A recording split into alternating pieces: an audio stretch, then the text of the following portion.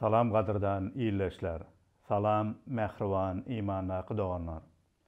Rabbimizin merhameti ve parahatlığı sizin her biriniz bilen bolsun deyip doğruluk yolu gepleşimede başlayarın. Dünyada bolyan hadisadır vakalar qatı tizden tiz ütkep duruyor. Ve köplenç bu hadisalar gowu hadisalar bolman alada ve gorku dörediyen vakalara öwrülýär. 2020-nji ýyl duýdansız halla bir üýtgeşik dünýäni bize tanatdy. Covid virusunyň bütün dünýä ýaýramagy we adamlaryň dünýä arkaýyn syýahat etmegini ýa-da ýaşaýan ýurtlaryna hem erkin azat hereket etmegine hem täsirini ýetirdi. Dünýäniň ähli ýerine adamlara maska takmak ýa-da belli bir ýerlere ýa-da ýurtlara gitmezlik çäkleri goýuldy. Köpüýimiziň 2020-nji ýyldaky planlamamyzyň köpüsi durdurulmaly boldy, üýtkemeli boldy. Bu virus pandemiýasy netijesinde näçe ýurtlaryň ykdysady ýagdaýy erwetleşdi. Adamlar hassa köp kynçylyklara duçar boldylar. Köp adamlar işlerini, döreden bizneslerini ýitirmeli boldylar. Okuwçylar mekteplere, universitetlere gidip bilmediler. Buların üstesine de dürlü yerlerde dören uruşlar ýa-da uruş emele getirjek bolýan hadisalar, tebii bedbahtlıklar, ýagny su basmalar, yer titremeler, tokoy ýangynlary ýaly bedbahtlıklar sanardan köp halatda dünýäniň dürlü yerlerinde her gün köpelýän ýalydyr. Buların üstesine de dünyada ahlaksızlığın, günahının köpelip möwç alýanyna her birimiz şaýat bolýarys. Adamlarda söýgi, hormat, çydamlylyk, sabır takat, merhemet ýaly häsiýetleriň azalyp, erwetlikden dolu häsiýetleriň köpelýändigine şaýat bolýarys. Indi näme bolar? Indiki ýyl näme bolar?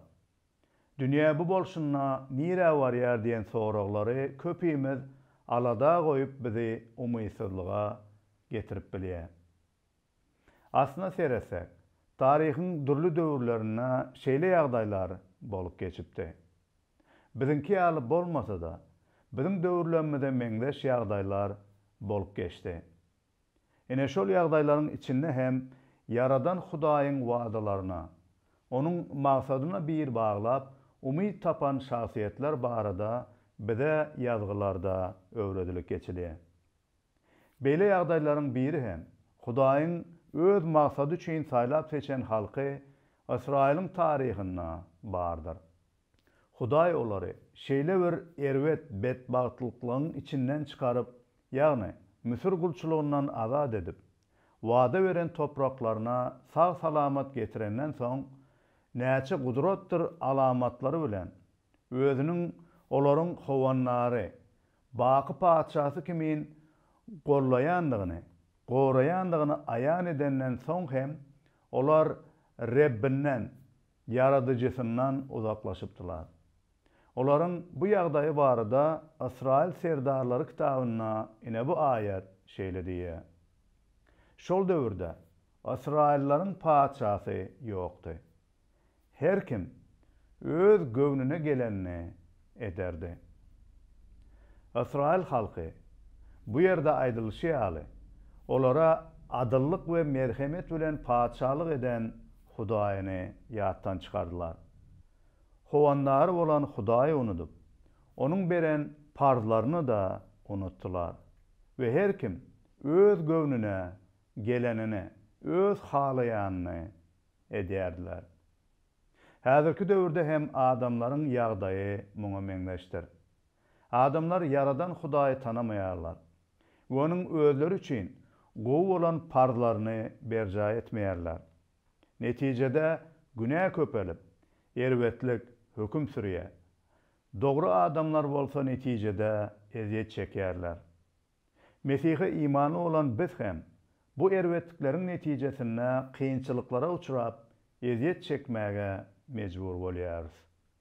Şeýle ýagdaýyň içinde dogulup da bu ýagdaýlarda hem Rebbe umyt baglan mukaddes ýazgylardaky şahsiýetleriň durmuşy bizde hem Rebbe olan umyt töredýär. Bularyň biri de Hanna atly aýallar. Hanna hem Israillaryň padşasyz we serdarsyz galan döwürlerine ýaşaýardy. Bu arada ýazgy şeýle diýär. Efraim dağlarındaky Ramatayip Sopum galasyna Elkana diýen bir adam ýaşaýardy. Efraim tiresinden bolan bu adam Yerohamyň ogly Elihuwyň atygy, Tokuwyň çoğlugy we Supun ýoglugydy.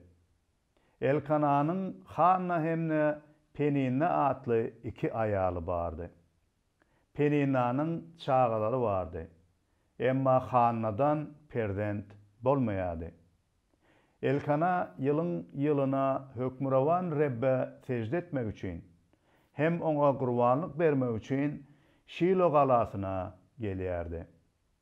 Ol ýerde Eliň Hopny we Pinehas atly iki ogly bardy. Olar Rebbiň ruhanlarydy. Elkana her gezek Şiloda gurbanlyk berenler, gurbanlyk etinden aýaly Penina hemde onun çağalarynyň hersine bir paýdan bererdi. Emma ol Hanna iki paý bererdi. Çünkü Reb Hannany önelgesiz eden bolsa hem, çünkü Reb Hannany önelgesiz edenen bolsa, Elkana onu süýýärdi. Rebbiň perzent bermeýänligi sebäpli Hannanyň günüsi onu ınjydardy, kemsiderdi. Bu ýyllar boyu şeýle boldy. Her gezek Rebbiň öýüne gidenne Hannanyň günüsi onuň derdini gozgaýardy. Bir gün hem Hanna oturup ağlady we hiç saat dağıtmady. Eğer ona, Hanna, sen näme üçin ağlayan? Näme üçin hiç saat iýmeýän? Näme üçin beýle hasrat çekýän? Senin üçin men 10 ogullarna artık dälmi näme? diýdi. Bu aýatlarda görüşümüz ýaly. Hanna Elkana atly adamyň ikinji aýalydy. Munyň üstesine de Hannanyň çağasy bolanokdy. Elkanyň Penina atly aýaly Hanna çağaň bolanok diýip ınjydyp, kemsidip eziyet berýärdi. Bu ýyllar boyu dowam eden bir ýagdaýdy. Çağasy bolmayan aýallaryň öz içindäki gynanjy yeterlikdir. Emma daşyndaky ýakynlar tarapyndan hem kemsidilip ınjadylanna bu aýallaryň eziyeti hassa köpelýär.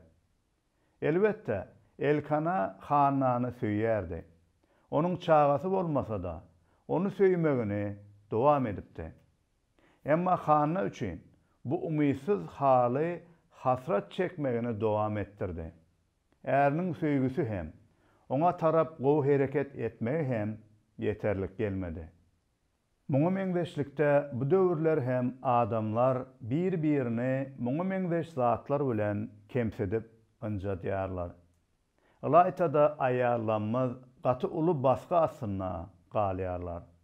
Her tarapdan gelýän owadan bolmaklyk, gowy geyinmeklik, gowy maşgala gurmaklyk, çağaly bolmak, çağalary belli bir derece yetirmek aladalary olar üçin uly ýük bolup durýar. Dünýä Penina meňzep olary kemsitmek we ynjytmak bilen meşgullanýar. Adamlar hem bir-birinden beýle ýa-da eýle bolmak talaplaryny edip bir-birine agry salýarlar.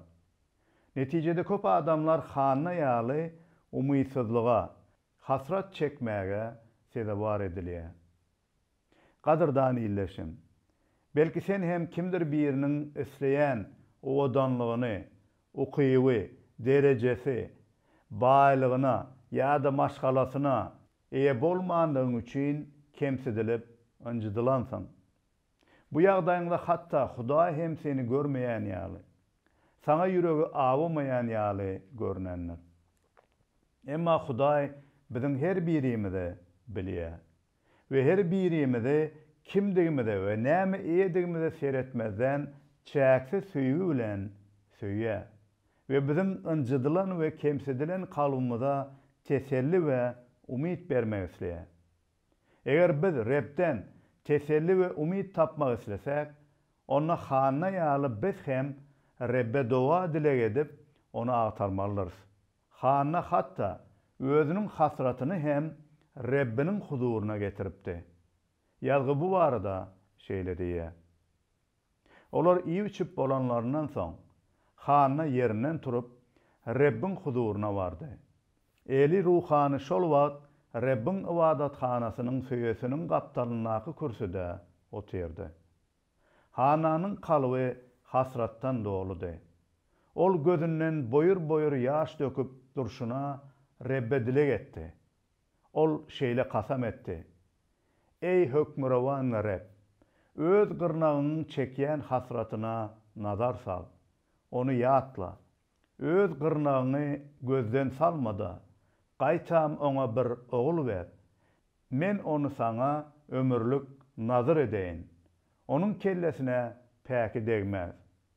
Hanyna Rebbiň huzuruna uzak wagt dilek eden soň, eli onuň agzyna seredip oturdy.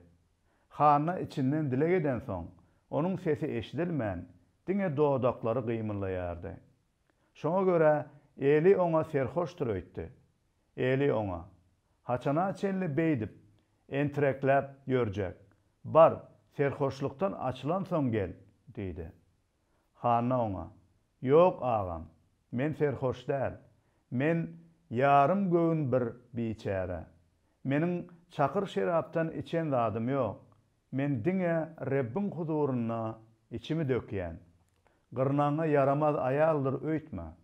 Men ajygam gussadan we gaýgy hasratdan ýaňa dilek edýärim, diýip jogap berdi. Eli oňa, bar arkaýyn öýüňe gaýdy ber. Goý yaradyjy Hudaý dilegiňi kabul etsin, diýdi. Öz gyrnagyna merhemet et, diýip hana öz ýoluna gitdi. Soňra ol naharlandy. Olunny gamgyn däldi. Ertesi ýerden turup olar Rebbe secde etdiler. Soňra ýyzlaryna gaýtdylar we Ramadaky öz öýlerine dolanyp geldiler. Elkana öz aýaly hanyna ýanaşdy. Reb onuň dilegini kabul etdi. Şeýlelikde hanyna göwreli bolup bir ogul dogurdy. Men muny Rebden dile barlym, diýip ol oglunyň adyna Şamuel dakdy. Gaty hayran galdyrjy tarih. Bu tarihtan öwrenmeli zadymyz her bir insanyň bu dünýäde ynjadylyp, kemsidilmegi gaçyp bolmaýan ýagdaýdygydyr. Her birimiz kimdir biri tarapyndan nämedir bir zat üçin ynjadylarys, kemsidilerys. Günäli insanlar bir-birine eýe bolan zatlaryna seredip baha bererler. O odanlygyna ýa-da gelişliklidigine, nähildir bir ukybyna, gazanan baýlygyna, derejesine we üstünlügine seredip ýa gowy baha berip bir-birini öwerler. Ýa-da bular bolman halatyna bir-birini ynjadyp kemsederler. Munyň başga bir tarapy bolsa, bu yalanlara inanyp biziň özümiz hem öz-özümizi hem kemsidip bilýänligimizdir. Mysal üçin, kakasy ýa-da ejesi tarapyndan taşlanıp gidilen çağalar içinde özlerini yetim halyna görüp, ullakan adam bolup özleri maşgala edilenlerinde hem özlerini kemsidýärler. Özleriniň taşlandygyny ýatdan çykaryp bilmän hasrat çekýärler. İkinci bellemeli zat, kemsidilip ynjadylanymyzda biz tesellini we umydy diňe Hudaýdan tapyp biljemizdir. Mysal üçin, pulumuz ýoklugy üçin kemsidilen bolsak, pul tapyp baý bolmamyz biziň hasratymyzy bizden aýyrmaýar. Çünki dünýäde ýene-de başga zatlary ýetmegimiz üçin ýene-de kimdir biri tarapyndan kemsidilip bileriz. Ýa-da bütün dünýä eýe bolsak da, isleýän zatlarymyzy gazansak da, kalbymyz teselli we rahatlyk tapmaýar. Kalbymyzdaky boşlugymyz başga zatlar bilen, dünýädäki zatlar bilen dolmaýa. İnsanyň kalbyndaky boşlugy diňe yaradany tanamaklyk we onuň bilen ýakyn gatnaşykda bolmagymyz doldurup bilýär. Bu sebäpden üçünji wajyp bellemeli zat biziň Rebbi we onuň dogrulygyny agtarmagymyzdyr. Onuň hakykatlaryny bilip, onu tanap, onuň biziň kalbymyzy doldurmak üçin oňa gelmegimizdir. Hana hasratynyň içinde we bu mätäçliginiň içinde Rebbiň ýanyna geldi. Göz ýaşlaryny Rebbiň öňüne dökdi we Rebden jogap gözledi. Reb Hudaý Hananyň dilegini eşitdi we Hana jogap berdi. Hana önelgesiz halyna Hudaýyň gudraty bilen göwreli boldy. Hanadan öwrenmeli ýene bir zat, Hana Rebbiň özüne berjek ogluny hem Rebbe gaýtaryp bagş etdi. Onuň gullugyny tawşyrdy. Biz hem Rebden sorap isläp almak isleýänlerimizi gaýtaryp Rebbe bagş edip bilýärismi? Bütün barlygymyz bilen Rebbe degişlidigimizi bilsek, durmuşymyzdaky ähli zadyň onuň merhemeti we söýgüsi netijesinde bize berilýändigini bilsek, onda bütün durmuşymyzy we durmuşymyzdaky bar zatlarymyzy Rebbiň şöhraty üçin bagş edip hem bileriz.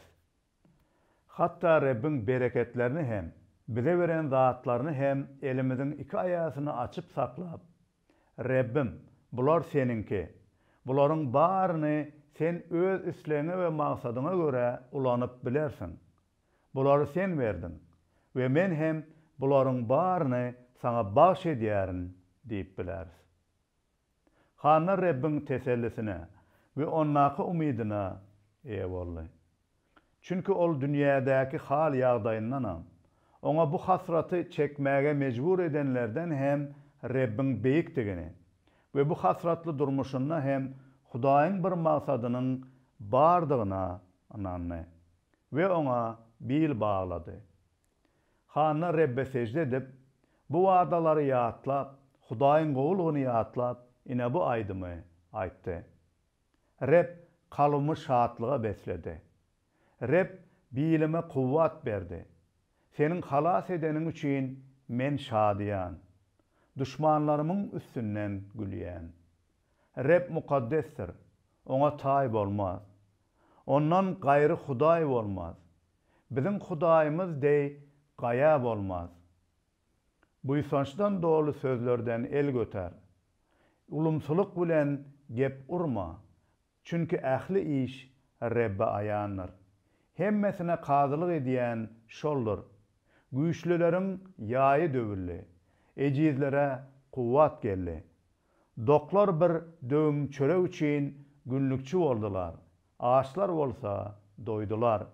Önelgesiz ayal 7 çağa doğurdu.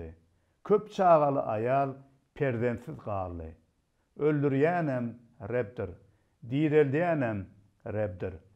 Öller dünýäsine iňnerýänem, çykarýanam Rebdir. Geday goýýanam, baýadýanam Rebdir. Peseldýänem, beýgeldýänem Rebdir. Reb garyby aýak astyndan göterýär.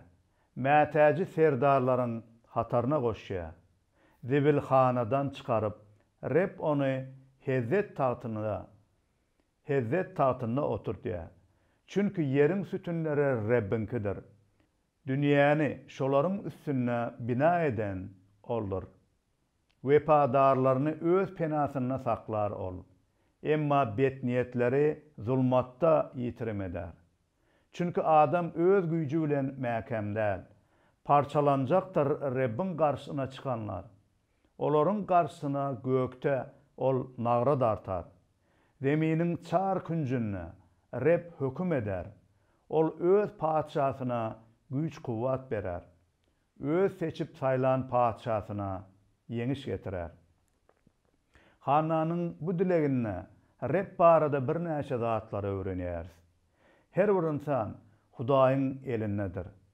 Baý hem garyb hem, beýik derejelere ew bolan hem, eýe bolmadyk pes adamlar hem, aç hem, dok hem. İnsanlaryň ykbaly Rabbiň elindedir. Bu sebäpden egerde nähildir bir derece ýa-da bu dünýäde bir zada eýe bolan bolsak, munuň üçin öwünmeli däldir. Tekebbürlik edip biziň ýagdaýymyzdan pes bolanlary kemsitmeli däldir. Her bir insanyň durmuşy Rabbe aýandyr. Ol bugünimiziň hem, ertirimiziň hem, bakyetimiziň hem eýesidir. Hudaý hatda havas içinde hem, nire barzagy belli bolmadyk dünýämizde hem bir maksady bardyr. Ve her bir zat onuň ygtyýaryndadyr. Çünki ýeriň sütünleri Rabbinkidir. Dünýäni şolaryň üstüne bina eden olur. Bu sebäpden bugünkü düşen ýagdaýyňyz üçin alada we gamgynlyga düşen bolsaňyz, Rabbin henizem tagtyna oturup ähli zady öz ygtyýaryna saklaýandygyny ýatda saklaň. Oňa bil baglan. Çünki oňa bil baglanlaryň ählisi sarsmaz gaýanyň goragynda bolarlar. Yine bir öwrenmeli zat, Hudaý diňe güýçliler arkaly däl, ejiz saýlanlar arkaly hem işleýändir. Her birimiz Rabbiň öňünde güýçsüzdiriz. Rabbiň akyldarlygynyň ýanyna biziň akylymyz akmaklykdyr. Bu sebäpden diňe onuň güýjüne, onuň akyldarlygyna bil baglamalıyız. Bu atlaýyn ömrümizi onuň maksadyna laýyklykda gurmaga hereket etmeli we onuň paçalygy üçin, onuň şöhraty üçin ýaşamalıyız. Hana ýaly, onuň bize beren bereketlerini hem, gucur gaýratyny, ukybyny, ähli zatlaryny oňa bahş edip, onuň ajaýyp maksatlary üçin ulanmalıyız. Şonu ýaşaýşymyzy manyly, parahatçylykdan doly, şatlykdan doly geçirip bilersiz. Eger bu dünýäde öz maksadymyzy gözlesek, bu dünýäniň ýörelgileri bilen ýöresek, onda biz hiç haçan hem özümizi batly duýmarys. Hemişe de bir zat yetişmeýän ýaly duýguda ýaşap ömrümizi geçireriz. Netijede bu dünýäde hem, bakyetde hem bedbatlykda galarys. Hana oğluna Rabbe bağış edipdi. Neticede kemsidilen, ıncadılan Hananyň oğlu paçalaryň paçasy, Reblerin Rabbiniň peýgamberi bolup yetişdi. Onuň oğlu Rabbe gulluk etdi ve beýik peýgamber boldy. Rab ol bilen gönü gürleşip gelecekdäki maksady üçin onu ulanypdy. Hana Rabbiň oğlu arkaly etjek beýik işlerini görmedi. Emma şonna hem Rabbe inandy. Samuel İsrail halkynyň içinde beýik bir peýgamber bolup, Rab tarapyndan bellenilen paçalaryň saýlanmagyna ulanyldy. Paçalary paçalyga Rabbiň adyndan ol meth edip belledi. Wagty gelende paçalara Rabbiň sözüni we duýduruşlaryny ýetirdi. Bu wagt bize hem durmuşymyzda Hudaýyň nähili işleýänligi we gelecekdäki etjek işleri görünýän däldir. Belli däldir. Emma Hana ýaly biz hem anam bilen, umyt bilen Rabbe secde edip oňa bil baglap bileriz. Çünki Hudaý diňe bize kynçylyklarymyzda ýardam etmän, bize içimizdäki günämizden we günäniň emele getiren baky dozak oduna höküm edilmekden hem halas etmek üçin bize İsa Mesihi halaskar edip iýerdi. Biz onuň bilen bir bolan bu halaskaryň kimdigini we onuň bizim üçin eden işlerini hem bilýäris. Bu sebäpden hem diri umydyň aramyda gelip ýaşap, bizim üçin janyny gurban edenini, ölümden direlenini we göklere täzeden direlip göterilenini we ol ýerden ýene dünýäniň soňuna gaýdyp geljekdigini hem bilýäris. Hudaýyň diri umyt we ýaşaýyş çeşmesi bolan sözi oňa iman edenleriň kalbynda ýaşaýar. Ine bu sebäpden hem her bir ýagdaýymyzda şatlanmalydyryz. Gadyrdany illeşim. Belki de sen bu gepleşiklerimize gurrun eden hak Rab Hudaýy tanaýan dälsin. özünün inamdarlygy, taryhyň jümmüşinde özüne iman edenlere, ýagny hanna ýaly imanlara belli edip, suud edip gelen Rebbi belki tanayan dälsin. Reb Hudaýyň, Reb yer ýüzüne İsa Mesih'te gelip, halaskar we Rebdigini ayan edendigini belki bilýän dälsin. Eger bular barada bilmek isteseň, gepleşiklerimizi seyretmegi dowam et. Ýa-da Hudaýyň mukaddes kitaplary, Tewrat, Zebur, Peýgamberler ýazgylaryny we İncili okap öwren. Şonna hak Hudaýy tanarsın we iman edip sen hem ajaýyp gutuluşa eýe bolarsın. Eger mukaddes kitaplary okamak we Rebbi tanamak isleýän bolsaň, biz bilenem bu gepleşimizdäki e-mail ýa-da beýleki habarlaşma ýollary bilen habarlaşyp bilersiň. Bu wagt bolsa, Rebbimiziň merhemetini, söýgüsini, parahatlygyny siziň her biriňize dilek edip, siziň bilen hoşlaşýaryn. Gelejekdäki gepleşiklerimizde ýene-de görüşýänçäk, hoş, sag bolun. Adamlar İsa Mesihiň ýyzyna ermäge taýýar bolanlaryna oňa ýönekey dilek arkaly ýüzlenip bilerler. Mümkin sen eýem İsa Mesihi öz ýüregiňe çagyrmaga taýýarsyň. Eger bu şeýle bolsa, häzirki aýdyljak dilege ümsüm öz ýüregiňde goşulyp bilersiň.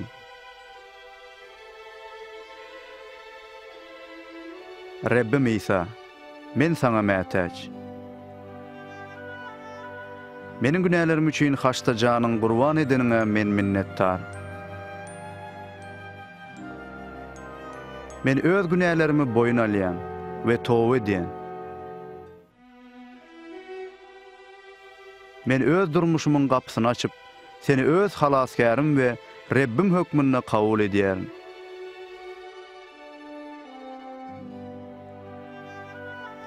Meniň günälerimi bagyşlap, maňa baky ýaşaýyş berýäniň üçin minnetdar. Meni öz islegiň boýunça özgert. Şeýlelikde men seniň ýyzyňa eriji bolaýyn. Amin.